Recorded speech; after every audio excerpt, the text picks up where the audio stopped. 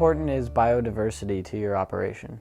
Yeah, just our crop rotation alone creates a lot of diversity on the farm compared to just alternating corn and soybeans. And then with the livestock and the pasture, we've used it last 4 years now. We've always used rotational grazing. Now we've gone to kind of a high density stock grazing or mob grazing. So the cattle will be on one piece of the pasture for maybe a half a day or a day, and then they're moved. And so that piece of ground can rest for 30 to 90 days before we come back. So it gives a chance for, wildlife to reproduce and things like that. Think of several of our central challenges: fertility, weed control, minimizing soil erosion. All of those things require strategies that involve crop diversification on the farm. To give you one example, certain kinds of weeds are associated with solid seeded crops, and other kinds of weeds are associated with or are promoted, let's say, by crops in rows.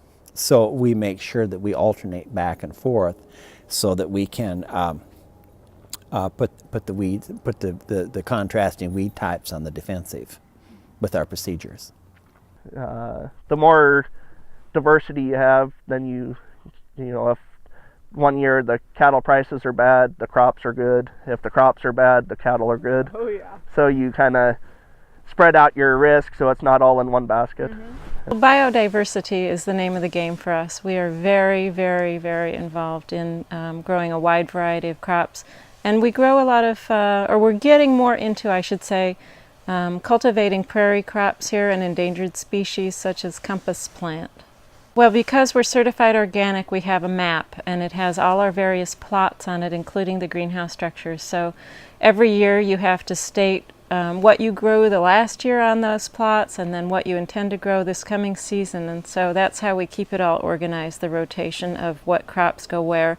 Of course, we try never to grow tomatoes, potatoes, and eggplant, since they're all solanaceous plants, on the same ground year after year. So those are the three big crops that we grow here that really get rotated around quite a lot. And then we do intercropping, which just means that we like to plant our good-smelling herbs in and amongst tomatoes and other crops. It helps keep the deer away, and that's just the way we like to tuck things in where we think they will grow well. Companion planting, we do that. So in nature, there's lots of diversity. Nature never has a field of one thing.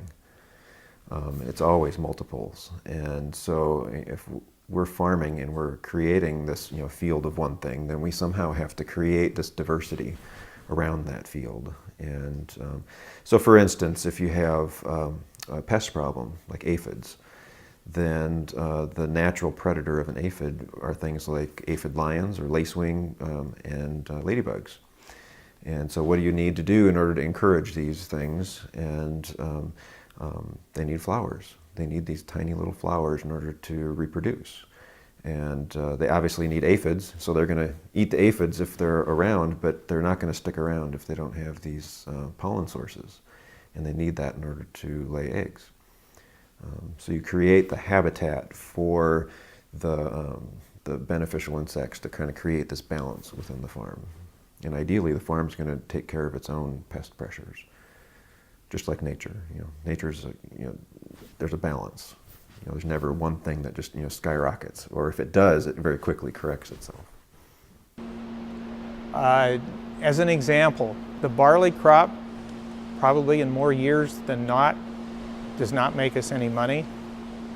But if we have a dry spring, we always have a good barley crop, and that always leads to a little bit lower yields with our corn, popcorn, and soybeans, and that keeps our overall farm return at a higher per acre average. And that's one of the reasons we use it there, plus providing the additional diversity that gives us checks and balances in weed management and crop insect management.